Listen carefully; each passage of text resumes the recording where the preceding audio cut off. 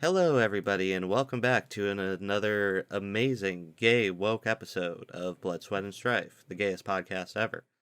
My name is May, and my pronouns are she, they. I'm Jeremy. My pronouns are he, him. I'm Aiden. My pronouns are also he, him. Who are you? Your mom. What? Wait, what the fuck? Who has invaded our safe space? Me. It's you. Is It's me. Aiden. Hello. Hello. Yeah, I am worker. I work. I do work. he does the work. But yeah, Aiden is a good friend of ours. He's very well read and a really funny guy. But we decided to bring him on because he's been feeling a little bit under the weather lately, and we wanted Aiden to come and lend his expertise and fill out the podcast a little bit. So, I'm really excited to get into today's topic, and I'm really excited to be talking to you guys. So, how's everybody doing? Pretty alright. Pretty alright? Just chilling. That's good. Just chilling. Pretty alright. Yeah.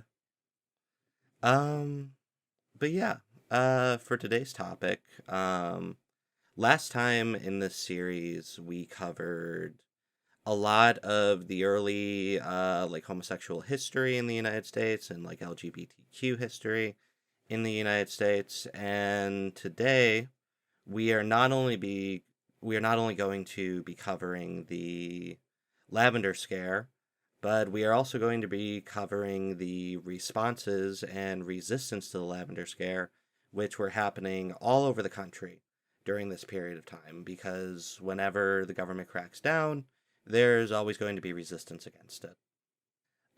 So, should we just get right into it? Yeah. No, ours. All right. Let's get right into the news. Right into the news. But yeah, so when we last left off, it was the beginning of the lavender scare. This was going on in the early 1950s. It kind of officially kicked off in 1950. And it was spearheaded by the Senator Joseph McCarthy, who had several projects going on at once. Not only was he persecuting communists, but he was also persecuting gay people.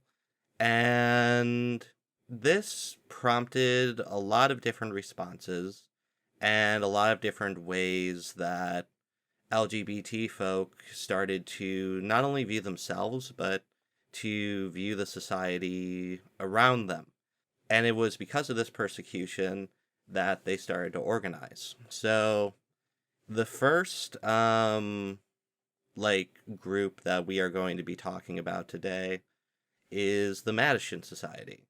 And they were a secret organization which was founded in 1950 by the communist organizer Harry Hay, along with some other leftists in LA. And this was an organization of mostly gay men who were seeking to advance the interests of gay people.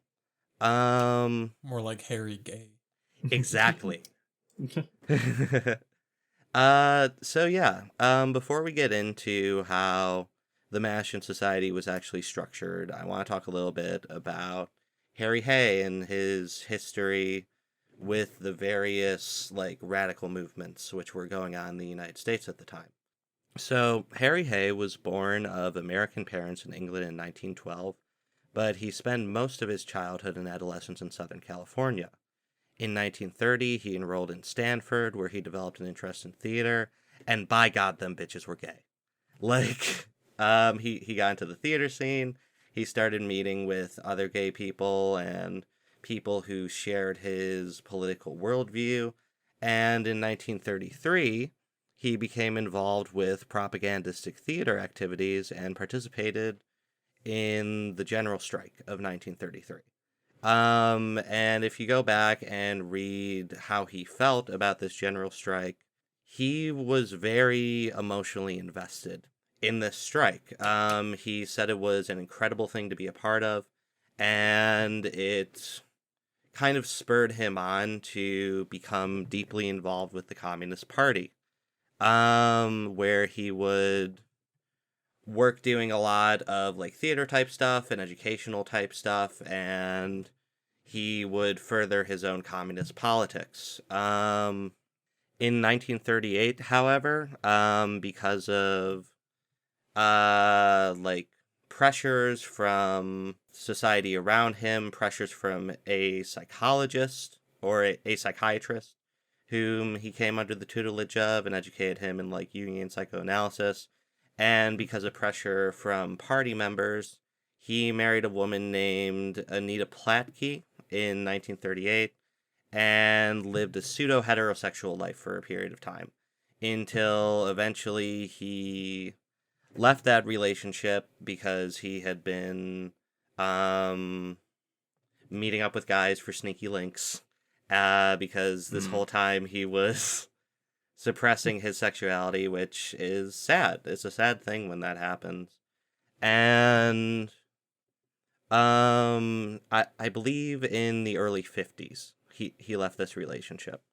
Also, just like a side note, in 1948 he was really involved with the presidential campaign of Henry Wallace, who was running against Harry S. Truman, that bastard. And Wallace was running on a platform of desegregation, racial and gender equality, and a national health insurance program. So, looking into this guy's history, he was very left-wing and definitely a gay person. And when the Lavender Scare would first kick off, he would respond to this by founding the Madison Society. And initially, the Madison Society was a very underground, secretive organization because they had to be secretive in order to survive. So yeah, the Madison Society had a centralized leadership with 5 orders. Harry Hay and the other founders comprised the top layer with 4 layers beneath them, and these lower layers were organized into cells, which were largely unknown to each other. So the people in each cell of the organization, as far as the individual cells go, the people in each individual cell knew each other, even though they were using aliases, but the activities of each cell were largely unknown to the cells surrounding it. And this structure was modeled after the Communist Party. So Harry Hay basically took his experience with the Communist Party and used that to model a party of his own, which would advance the interests of mostly gay men at the time. However, they would expand to and link up with like other organizations who were representing like lesbian groups, for example. So once again, this was a predominantly male group, and these men believed that the contradictions embedded in society created persecution, and that gays were trapped in a false consciousness because the heterosexual standard imposed on them created feelings of inadequacy and incorrectness. And what I'd really like to talk about right now and open up for discussion is the difference between a class existing in itself and a class existing for itself. And to just kind of briefly give my thoughts on that subject, there are many classes in themselves in our society. Like, LGBT people are a class in themselves. Disabled people, which I am one of them, are a class in themselves. And this is because of how the dominant superstructure interacts with these different groups. And it persecutes them, it segregates them, it pushes them off to the side, and it creates this identity group and this class which has interests which are opposed to the system, because the system is doing all these terrible things to them. So when a class recognizes itself not only as a class in itself, but a class for itself, that just means that they have become aware of their own interests. And I think a big drawback that I see with a lot of LGBT liberals is that they don't really recognize themselves as a distinct class with their own interests. Rather, they recognize themselves as either, if you're more privileged, you recognize yourself as somebody who is working your job, as somebody who has integrated into society in some ways, once again, if you're privileged, instead of as a group and a class which has interests which are directly opposed to the capitalist system, and a class which should be fighting against the capitalist system. I think, yeah, I think many gays, especially like more like upper middle class, like liberal gays, um, in general tend to be, or like tend to view a lot of their antagonism as coming from, um, like seemingly like redneck or like lower class white people, or just seemingly working class people in general. So a lot of the times, like, it kind of muddies the water on where like a lot of their like primary antagonisms lie, and a lot of where like even though there's this bigotry that's there, it overrides a lot of the like intersections between like the LGBTQ plus and the like greater working class in general. Yeah, definitely. Um, I I feel that with a lot of like LGBT liberals or people who don't necessarily identify as like against the capitalist system, they view prejudice in a very individualistic way. They Hmm. view it as like there are these people who exist in my country who are Bad um actors. bad actors, yeah. And they're trying to take away my rights because they hate me. Not and like there's endless conversations we can have about like the reactionary nature of the working class in America. But at the end of the day, it's not individuals, especially not like lower class individuals, who are the ones that are going to take away your rights. It's going to be the people that they elect to the system, which sell them this line that the reason your life sucks is because of the pronouns or because of the immigrants or because of Yeah, whatever scapegoat yeah. group they name. They put it on the the like quote unquote queerness rather than the reaction to the queerness. Yeah.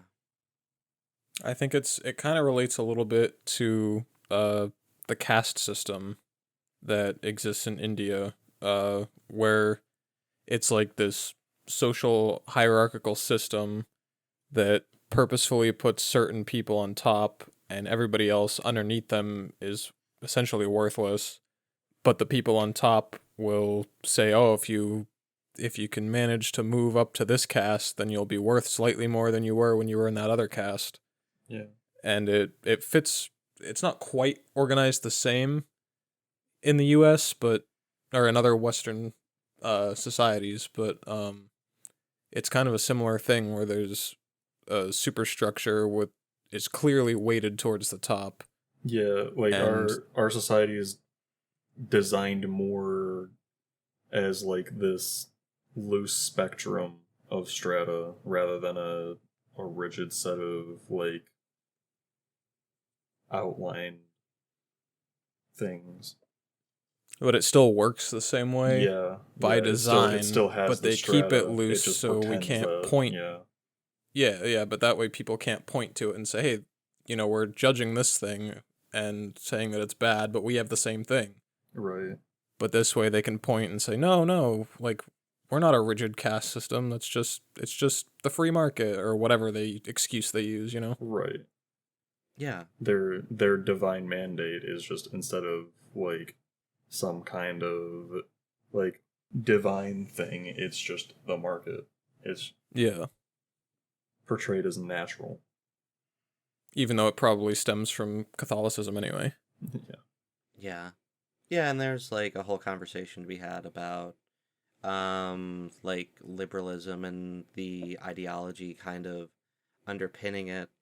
Um but getting back to the like initial point, um, I I feel that looking at oppression through a very individualistic lens, where you are thinking to yourself, it's just a matter of these bad people that don't want me to have rights.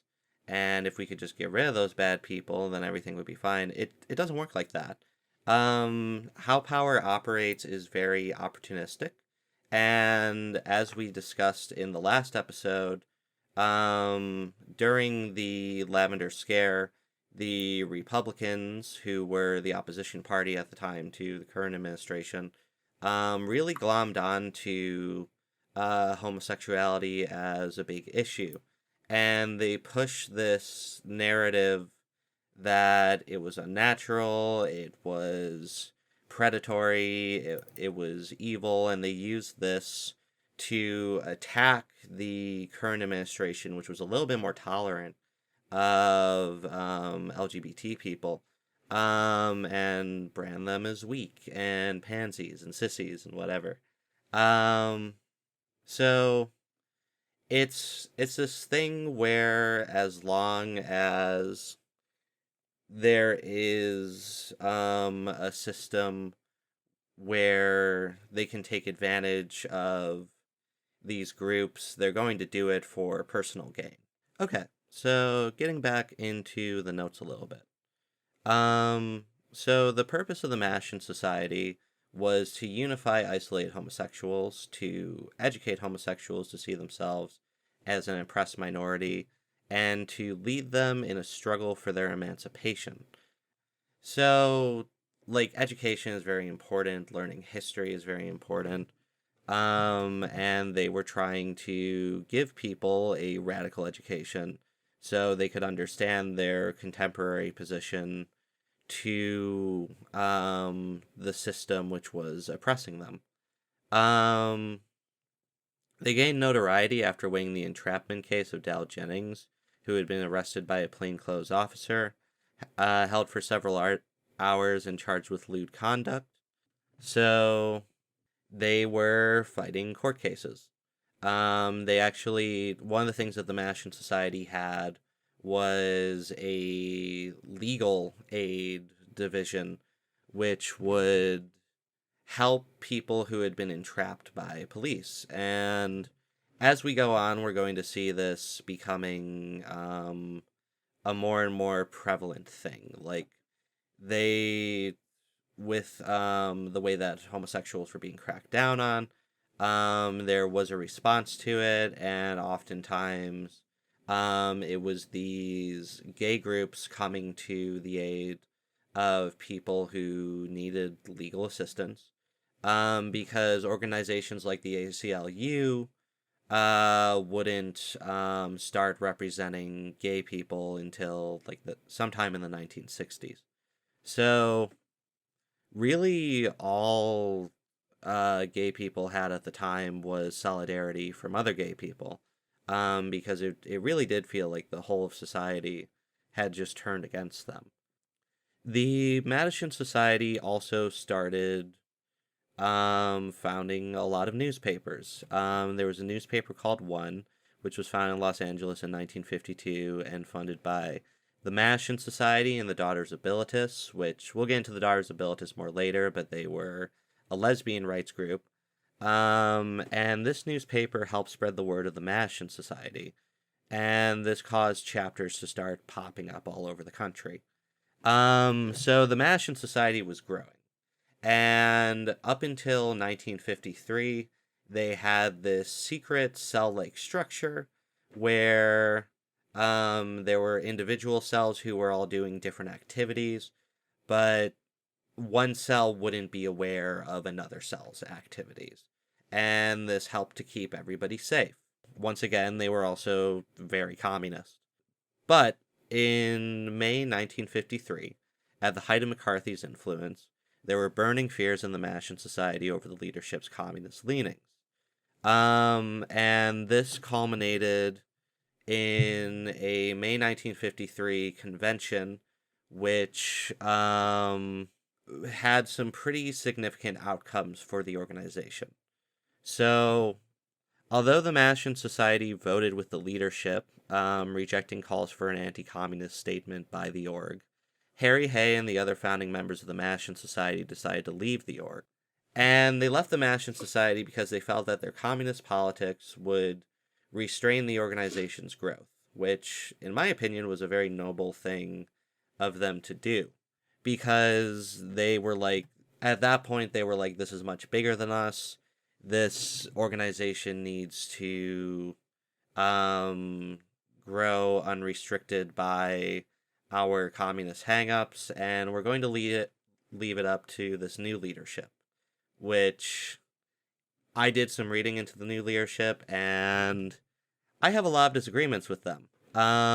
They pushed an accommodationist approach centered around appealing to professionals and lawmakers. So, the Madison Society started out very radical, very anti-capitalist, very much against the prevailing view of the time that homosexuality was a mental illness or a disease, and the medical model implied that there was a cure. So, how these accommodationists would approach the situation of trying to advance the rights of gay people were by basically trying to influence like doctors and other members of the professional class, like sociologists and whatnot, and also politicians to try to see LGBT stuff in a different light. They tried to appeal directly to the oppressors, and they didn't really get anywhere for a little while. But yeah, as far as how the org would organize itself, it would now be composed of an elected coordinated council with the authority to establish working committees. So no more secretive cell-like structure. Now we're doing an open democratic structure with working committees, which isn't really necessarily a bad idea in theory, but at the time it was kind of a bad idea because the government and the police were going after people like this. And that's where we'll leave the Madison Society for this section of the episode. They will become relevant again in a little bit as more people would join the organization and a change in character of the organization would take place. But right now, that's where we're going to be leaving that off. So now I'm going to come to a section in the notes called What About the Lesbians? What about the lesbian? What about them? Because we spent a lot of time talking about gay men. And I want to make this as inclusive as possible. But yeah, so with the topic of lesbians in this whole thing, we're going to be going back to the Victorian era. So during the Victorian era, middle-class lesbian women would basically lead lives of repressed lesbianism. They would either marry to a man and just kind of generally be miserable, or they would move in with friends, or quote-unquote friends, and they would carry out lesbian relationships in secret because it was still a big taboo. It was still something that a lot of people just weren't allowed to practice in a lot of places in the world. In the 1920s, there were studies correlating education to lesbianism, suggesting that the ability to earn an income that supports your lifestyle allowed for more experimentation. And this is something that would kind of be a recurring theme. Like, oftentimes it was women of the professional class who had the money and the resources to not have to marry to a man. And and this was a matter of like labor. Like if you were an educated woman working as like a professor or something like that, like you would have the resources necessary to um like lead your life in a way that you wanted to lead it, while still having to keep it kind of secretive. In this era as well, once again, like the 1920s, Freudian psychoanalysis contributed to lesbianism being pathologized as an illness, and this was a common thing for gay men as well.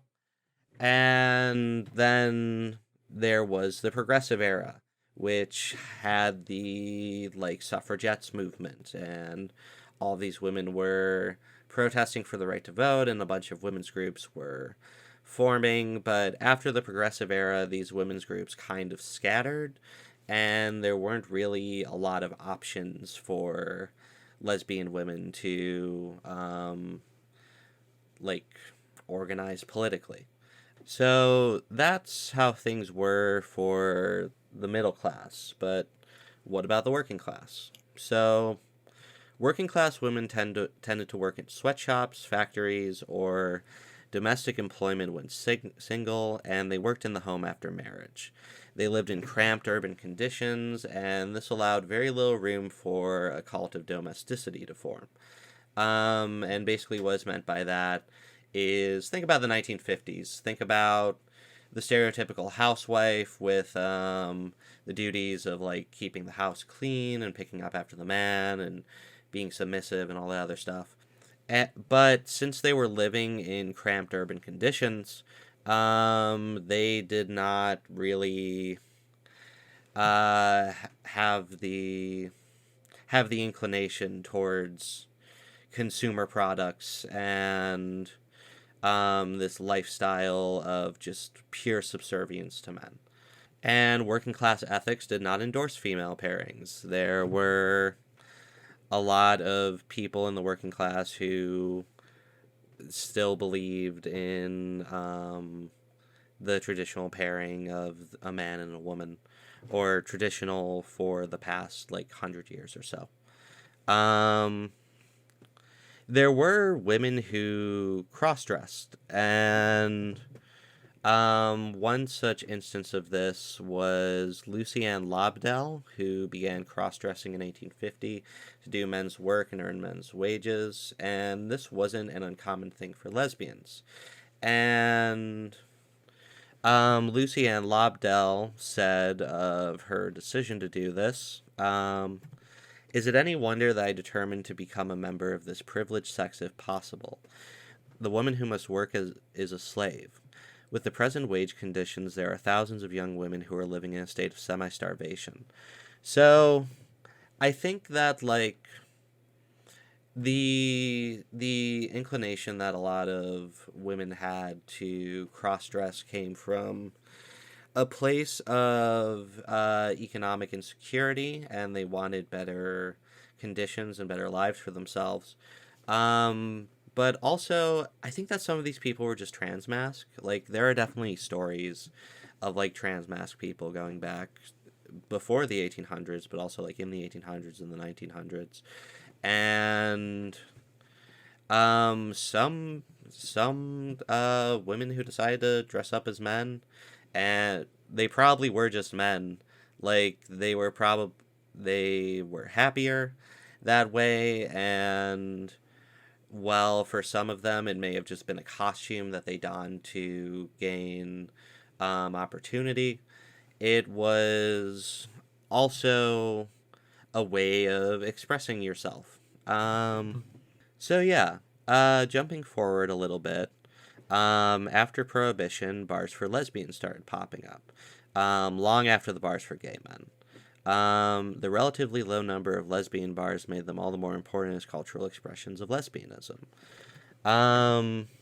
So I'm not exactly sure why there was this big disparity between like bars for gay men and bars for women, but this could just be due to... Actually, I don't know what this was due to, so I'm not going to speculate. But yeah, eventually bars for lesbians started popping up. And another note that I have here is about the butch femme dichotomy. So like in lesbian relationships, there's often this like stereotype that one of them is more feminine and like girly, and the other one is more masculine and butch. And this is just something that was socially imposed on people. This was not something that actually had any rooting in like sociological science or anything like that. It was literally just like, well, one of you has to be the man, right? And many who didn't neatly fit into one category or the other were ostracized and seen as confused and mixed up. So, like, even though, like, this was a dumb, socially imposed thing, this was something that affected a lot of lesbians. And a lot of lesbians who did not fit into these categories were seen as, once again, confused or mixed up. But yeah, jumping forward again a little bit, after World War II, when all of the men returned home from the war, uh, the average age of marriage lowered, the birth rate jumped sharply, and the rate of marriage reached a peak unsurpassed in the nation's history. So during wartime, there was a culture forming of like women's independence and even women's liberation. Like they were taking over these industrial factory jobs. They were earning higher wages. However, once the men returned home, many women lost their high paying industrial jobs. And there was a resurgence on prescriptive literature on a woman's place, which, like we were talking about the call to domesticity, basically just meant that you were supposed to get married and have kids and look after your husband and clean up the house. And this was part and parcel with the big conservative backlash which was happening at the time against gay people and against communists, because like there have always been feminists around. It's just that most feminists are on the left, and if you're a feminist who's not on the left, then I'd question if you're really a feminist. So yeah, a lot of repression and propaganda got pumped out during that time. Um, and organizing was more difficult for women given their smaller numbers and economic precarity.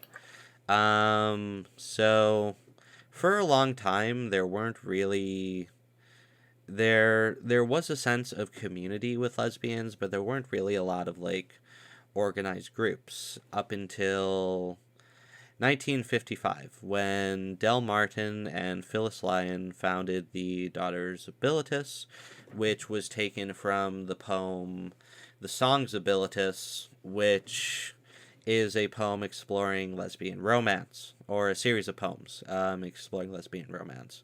So Del Martin married a man, divorced him after she fell in love with a neighbor woman, and had to juggle work with raising a child. So that's a little bit about her and the conditions that drove her to found a society like the Daughters of Bilitis. And eventually, the Daughters of Bilitis teamed up with the Madison Society and was similar in their outlook. The Daughters of Bilitis focused on education and reform at that period of time. They started a newspaper called The Ladder to give a voice to lesbians.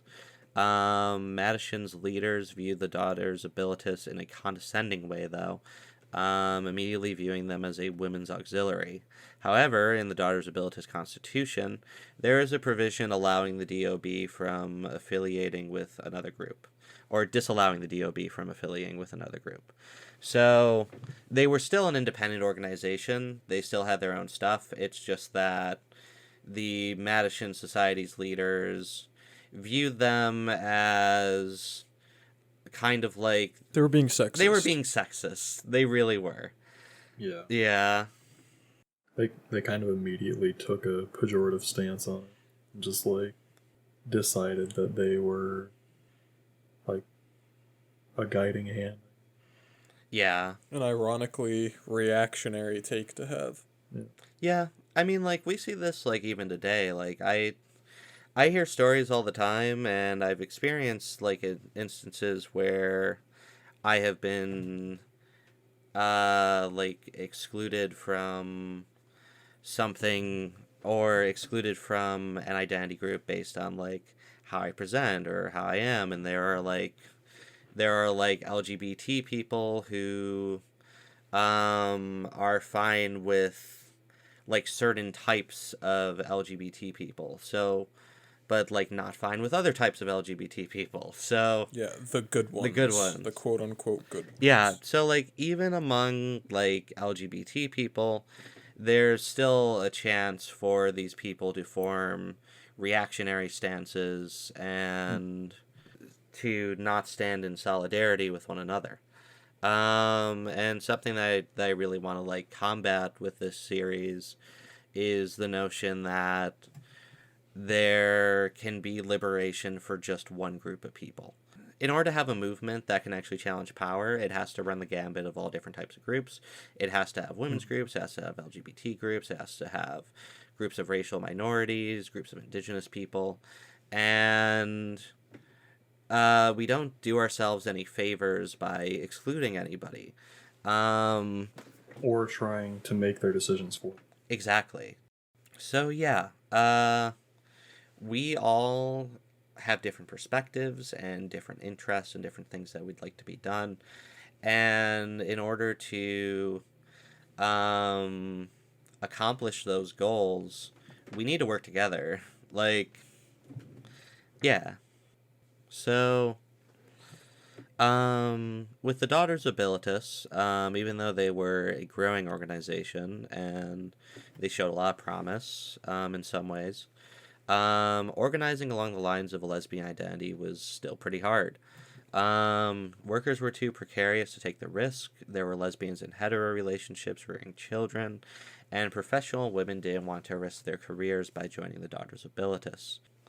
The organization was kind of a revolving door for helping women get their lives in order, and this contributed to the low numbers, because a lot of people would join and leave and join and leave. The Daughters of Bilitis members were encouraged to wear feminine dress so as to be more acceptable to society. Once again, taking the accommodationist approach, where they basically wanted to model themselves after the image of what straight society wanted out of them. Um, and the lesbian bar culture remained larger than the Daughters of Bilitis. So I have one more note here on this stuff, and that's once again is on the magazine One, and they regularly publish stories of police entrapping and harassing gay people. While the Madison Review and the latter took a more restrained approach. They would focus more on the closings of gay bars and legal developments which could be positive for gay people, and attempt to accommodate the system in whatever way they could. They were hoping to educate away what they viewed as a self-image problem among gay people, and to reach establishment professionals, whom they viewed as key figures in their liberation. So, just going off of that note, they weren't doing a lot to advance the cause. Like, having, like, a lesbian organization was definitely a good thing, but, like, in their... It acted more as like a support group than as a like revolutionary organization, which is fine. Yeah. However, I think that there were, like, a lot of shortcomings to their approach.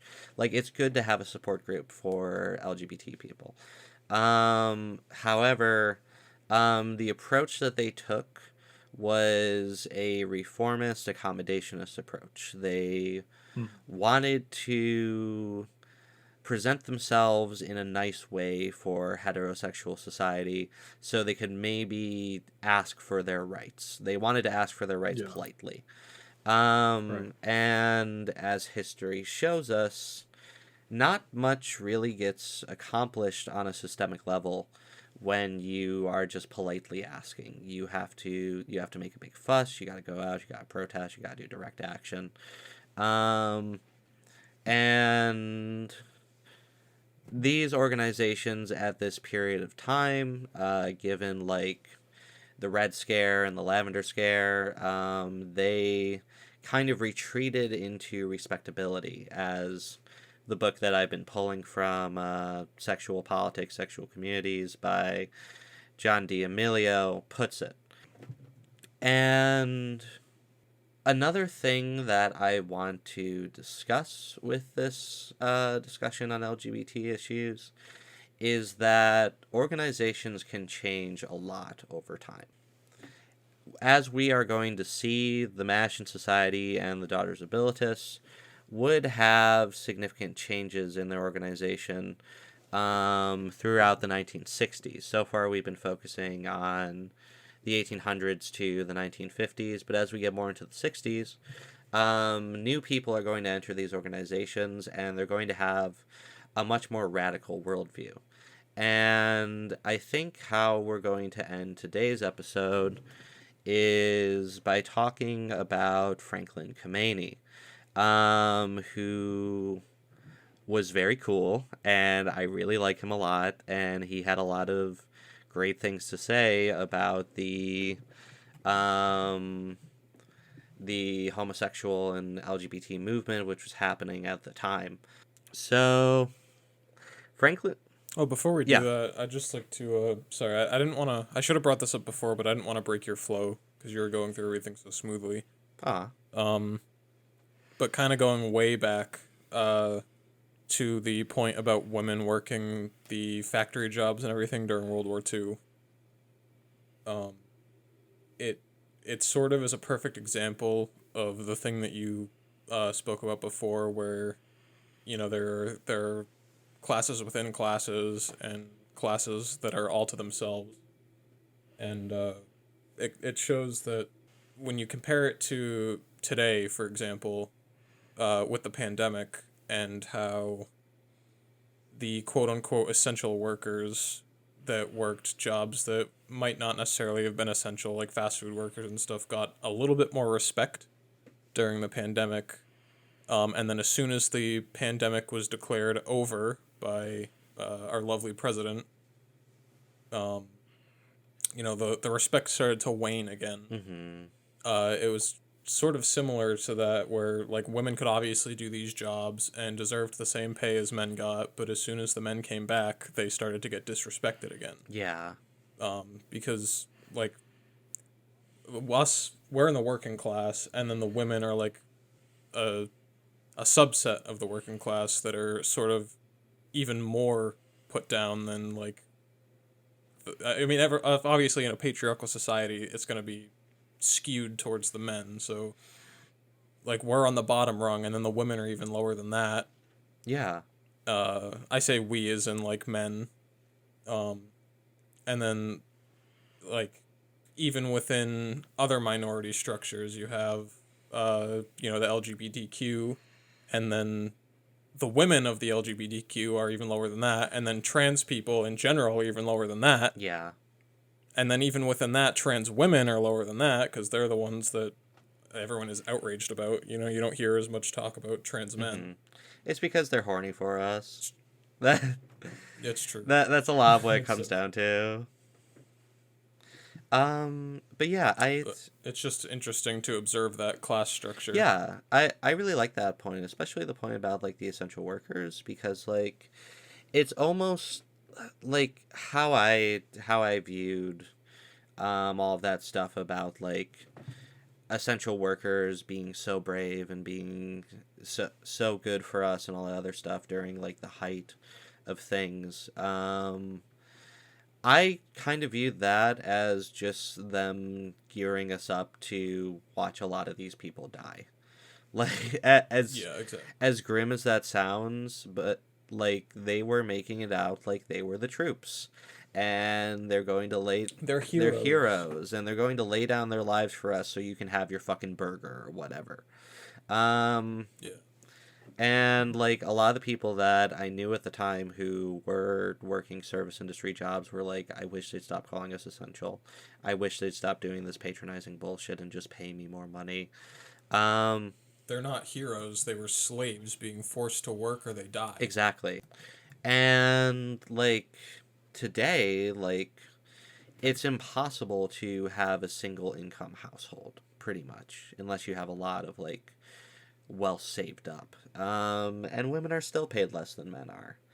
Like things have gotten worse in a lot of ways because we don't have strong unions anymore, and because we still live in a very patriarchal society, where women make less than men do, and this contributes to a sense of economic precarity. I think one of the best ways I've heard this summed up was in a tweet, and it just said late. You mean an X? Yeah, a post on X. um, but it just said like, ladies, if you ever feel bad about men buying you drinks, just remember there's a pay gap, and it's true. Like, it's just so messed up.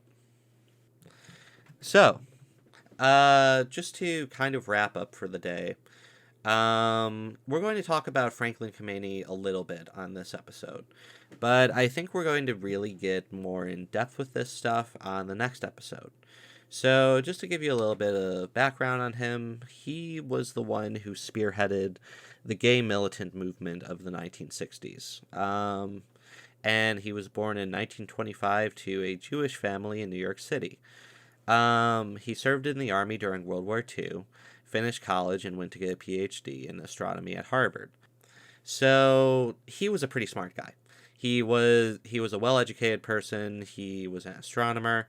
And he discovered his homosexual identity during a year of research at the University of Arizona.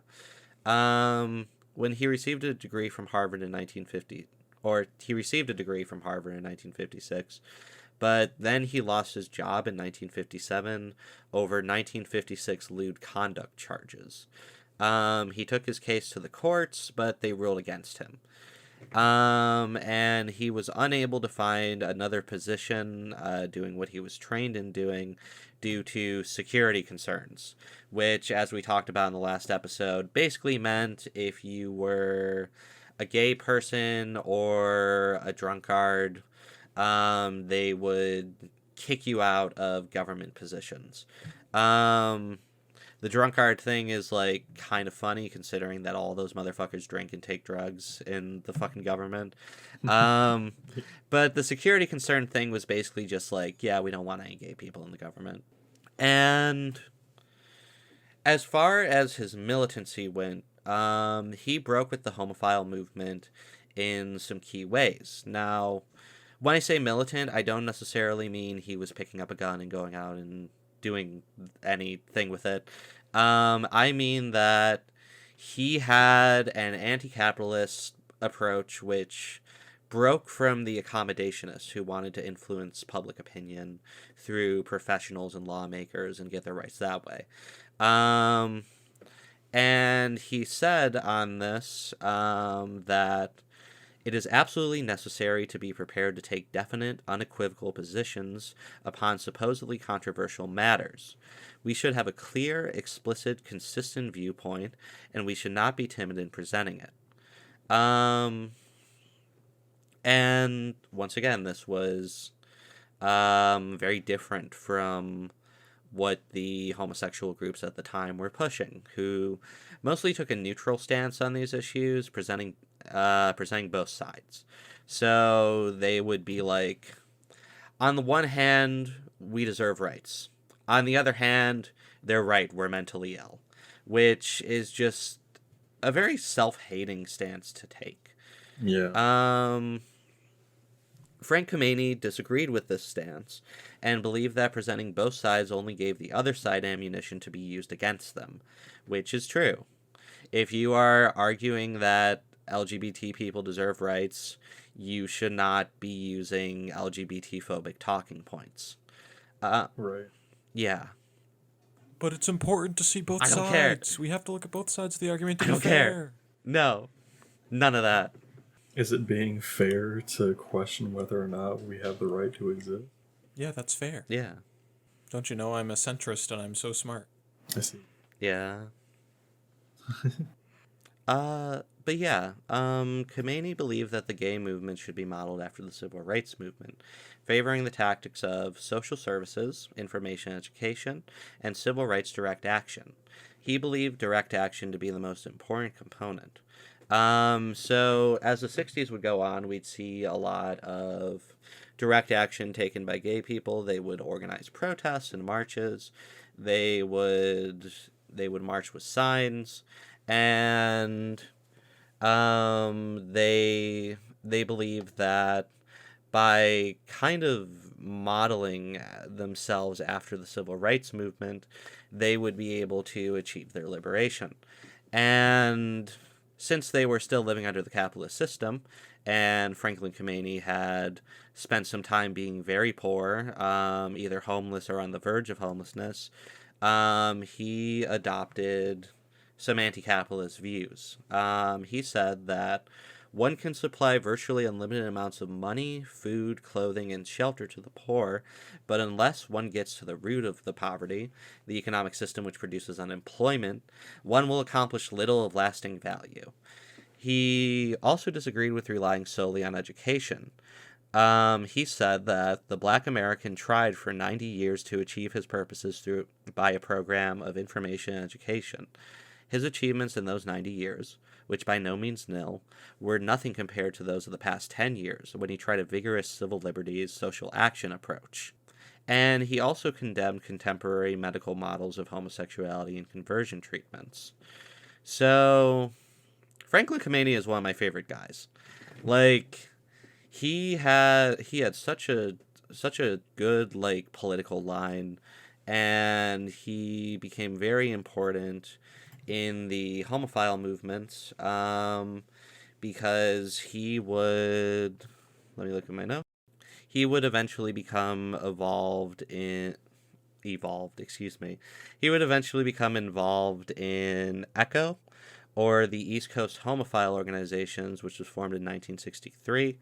And that combined the efforts of the Daughters of Bilitis, the New York Madison, and the Janus Society of Philadelphia, and the Washington Madison. So the more militant members of ECHO were the most dedicated and had an outsized voice, so this attracted more militants.